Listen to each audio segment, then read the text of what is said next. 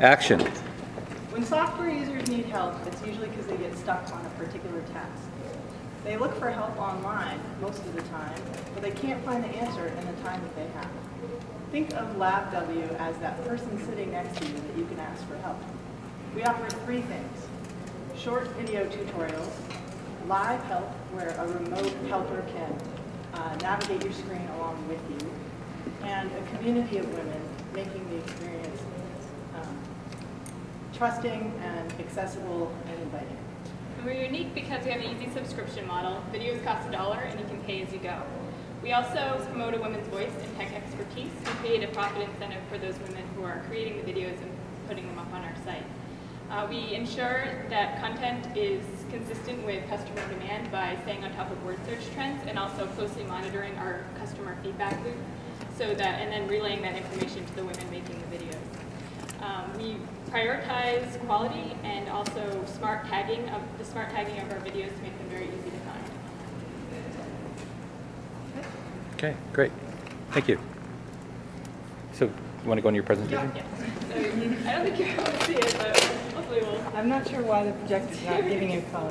But did not account for the brightness of the space. So I'm Jess Bell. I'm the creative director as well as marketing director, and Lizzy Hughes is our CFO and COO.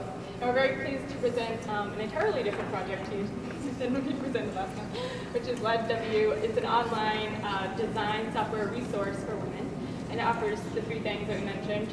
One is the video tutorials. So video tutorials, so you're a software user and you are stuck, or maybe you're learning a task, or learning a new creative software, and you're stuck on a task or something, and you really need to figure it out. You don't want to kind of go through the help menu because people have indicated that that's very time consuming and not always gets at gets at what their problem is, or doesn't always address their problem efficiently. So the idea is that we have a community of women creating these videos for specific tasks that you can access online and to help you get through that problem. The second thing is the live help feature. So you're on your computer, there's a live help person, and they're not like a call center of live help people. The community of women they can indicate when they're available to provide live help. So you can go on our site and see like, oh, okay, this person's available for live help, and then it's and you can contact them. And then the community of women is that they're offered. And so just a really brief snapshot of some of our cash flow. So it's $1 per video. The first 3 videos are free. $2 a minute for live help, and there's no membership fee. So unlike lynda.com, which we consider a competitor, this is very much a pay-as-you-go, more flexible platform. And by year 3, we're used to we think we can be about a little over $3 million in profits, and we'll get into those numbers in a little bit. Our market is about 5 million plus design software users, and that's taken just from Adobe users, which is what we're going to scale up from. And so I'll walk you through our competitive landscape a little bit. We're competing in 2 spaces. One is the online women in software space. We're competing with other services such as Women 2.0 and Girl Develop It, which are more tech-focused. So we're kind of more in the design software space, which is one of the main ways we compete there. We're also very focused on our branding and video tutorials, which are not things that the other competitors focus on here. And then in the online video tutorial space, so like YouTube, for example, or lynda.com, like are 2 big competitors there. And so we compete in kind of different areas across between these 2 spaces, but there are 2 common areas that we compete in. Those are between the 2, and that's branding as well as the live help when you need it feature. And we are promoting a women's voice in tech expertise. And this is our ecosystem. So we're selling to design firms B2B, and we're also B2C as well to women designers, many of whom are within those design firms, but some are just individual designers. And we're marketing towards women, but actually we don't envision them as being the only customer here. Like obviously, like boys are loud if they want. It's not, but we just think it's so appeal. On the video creating end, it's purely women, but on the customer end, we imagine it to appeal more to women, but anyone can use it, of course, and access our videos. So within that community, you have the people creating video tutorials with our partner Telestream, and also providing live help through WizIT, who's another partner. And on the customer side, women would come here or software users would come here to watch the video tutorials, as well as receive live help. And on both ends, they're here within our community to find and share resources. And then we monitor their use and their feedback very closely through our customer feedback loop. And that customer support person relays information to product development and to content management. and they are communicating with the women creating the videos, so we're ensuring that high level of customer satisfaction and ensuring that we're really meeting the demand for material. And then behind the scenes, of course, we have video database and servers. And Lizzy's going to talk a little bit about the cash flows and financials.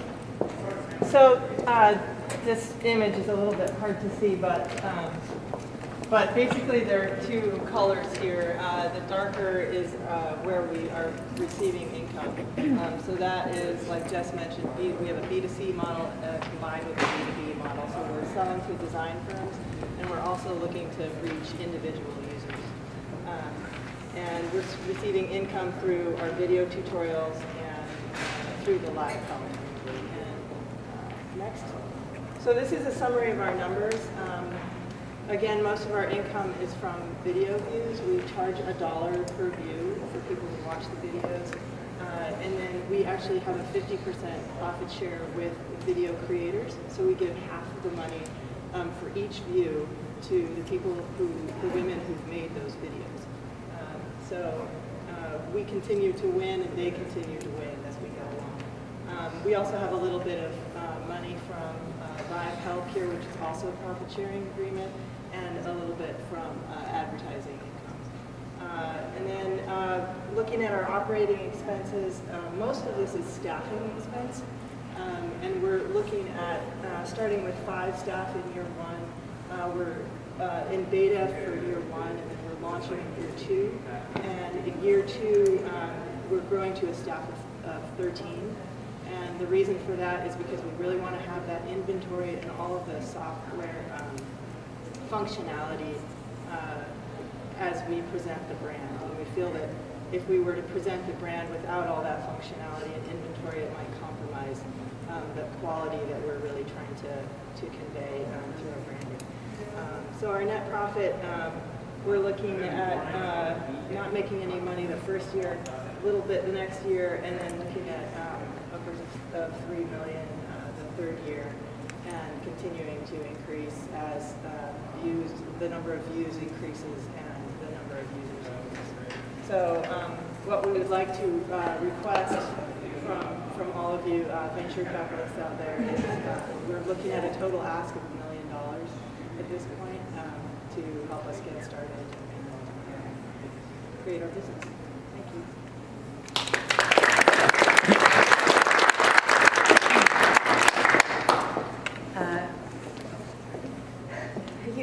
A couple quick points. I think discovery is going to be a really big part of your initial growth.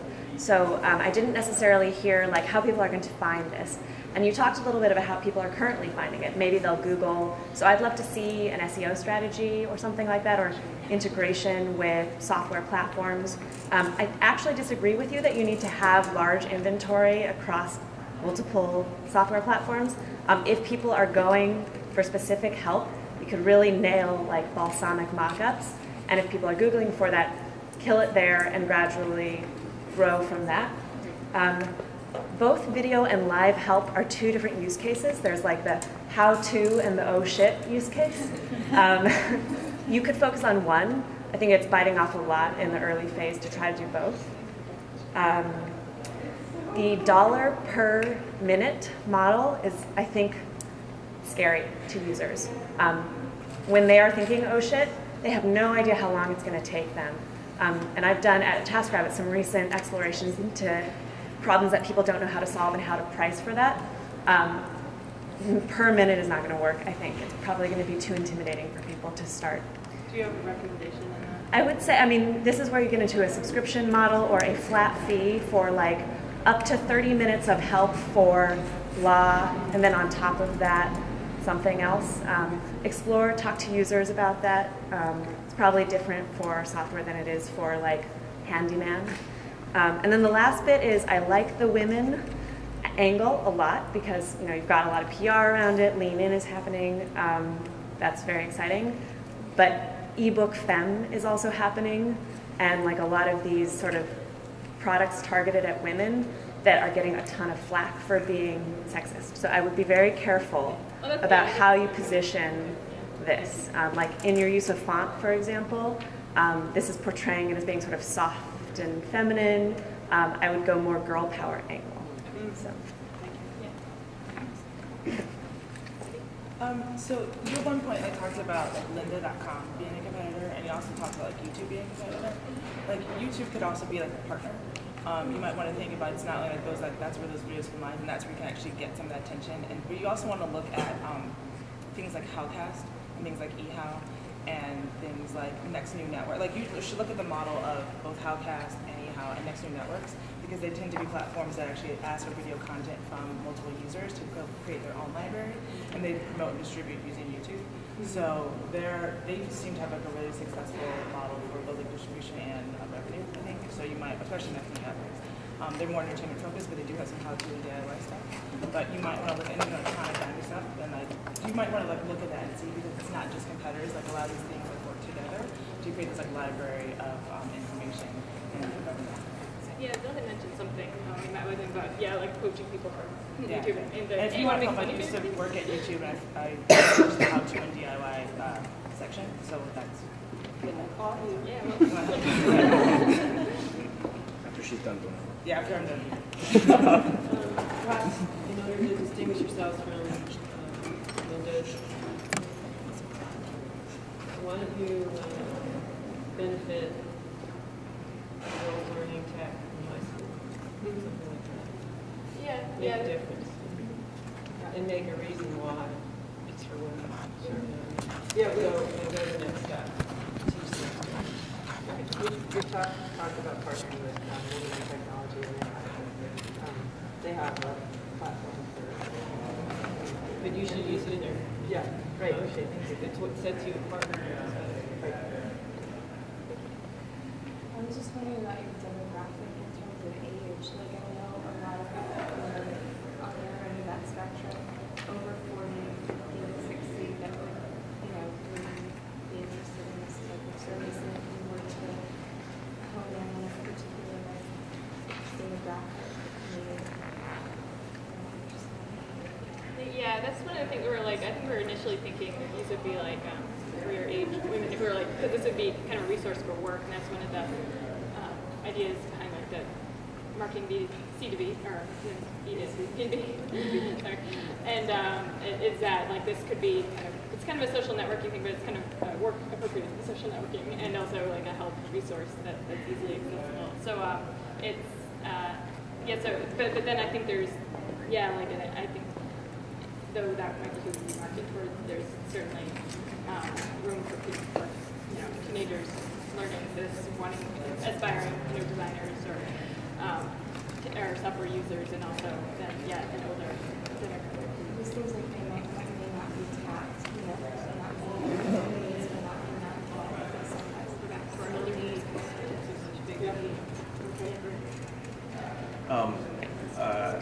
Two things, and Sean will probably tell me I should have been here last time, but I'm just curious. We did a completely different project last time. Yeah, that's probably good. I'm curious, what was the initial insight that you had for the focus on women? Actually, yeah. So good question. Now that came from our initial prototype. Initially, we saw this as kind of a one-on-one tutoring service, in person, and we we were thinking about some concerns around security and like meeting someone online, like would you actually invite someone to your house? So women feeling more comfortable face to face with other women. Yeah, and that's not to say like women can't be sketchy or weird or like dangerous or anything, but like it's just like it's just like that concern of it, like it kind of addressed that concern to some extent. So we kind of kept that. We were kind of prototyping it, sharing the concept with people, and people seemed take to the tutoring in person because there was a lot of like price problems. Yeah. No, not having the benefit of all the background, it just felt like it artificially kind of, I don't know, if you're having a problem with software, you want an answer. Yeah. Type of thing. And the folks, then one more thing. I'd be curious, and we don't have to go into it, but I'd be curious how you were modeling OpEx. Because I'm sorry, say that again? I'd be curious how you modeled your OpEx. Yeah. Because I don't know, are you taking into account, video streaming bandwidth costs? Things like this, 5 employees, $1 million. It just doesn't seem to me to add up properly. Yeah, we're trying to figure that out. Yeah, and so I think maybe, I don't know, like I said, I don't know how you're assuming you're going to be distributing the videos and whatnot. But anyway. Because you're basing this with women. Yeah, let me, a couple things. Congratulations. I thought you did a really nice job on your elevator pitch. And I also thought what I found on your longer presentation is you were consistently answering questions like one slide after I was thinking them. So that's a really good job. So nice work. Yeah, and I would add to that. I mean, I think this is a case of a pivot, right? So these guys had a completely different concept last time. And they pivoted in a month and come up with like a really compelling idea. I think with a lot of the presentations so far, the ask is way big. $1 million. No one's going to give you $1 million for a PowerPoint slide deck unless you're like Andy Rubin or something. So you've got to think small. And all of us have to think like day one, what am I going to do? Am I going to sit in front of a video camera and teach somebody how to do a filter on PowerPoint or on Photoshop and put it up on the web, and that's my first video out there?